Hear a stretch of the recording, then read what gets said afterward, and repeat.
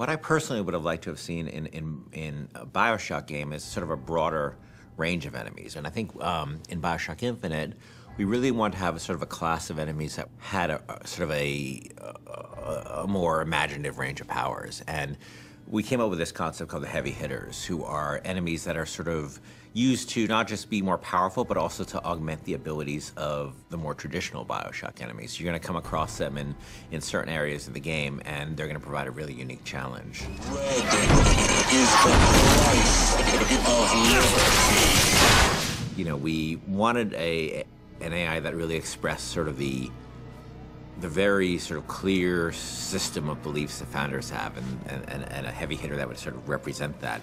And the Motorized Patriot is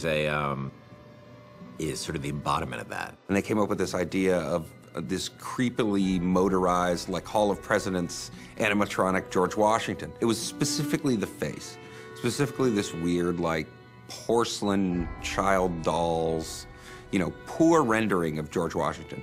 That kind of clinched it. Everybody saw it and said, okay, we can roll with that. It's one of those rare moments where you kind of all come together and you realize, okay, this is going to work. We're all on the same page here. Let's just move forward with what we got. I can use a turret! On it!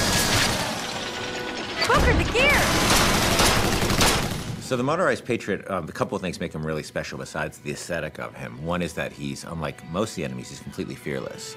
He doesn't have a sense of self-preservation, so he'll just keep coming at you and coming at you and coming at you. You know, despite the fact that you face many different kinds of enemies in this game, you clearly can't reason with this one. He's just gonna keep coming forever, you know? He is sort of a clockwork Terminator. The other cool thing about him, he's got this Gatling gun called a pepper mill. But once you destroy the Patriot, Booker can actually go pick up the pepper mill and actually use it as a heavy weapon. And that's the only place he can get it, was from a destroyed Motorized Patriot.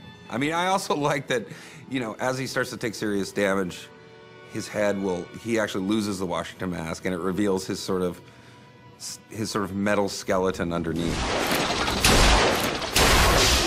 The thing I like most about this guy is that I think he's pretty readable as what he does. You know, he's a fairly simple guy. He's not a Swiss Army knife. He's a guy with a big gun, and I think that reads pretty well. He's got this incredible sense of heaviness. He's relentless, and just hearing sort of the things he's saying is both funny and kind of terrifying. But he's, you know, a deadly, deadly enemy.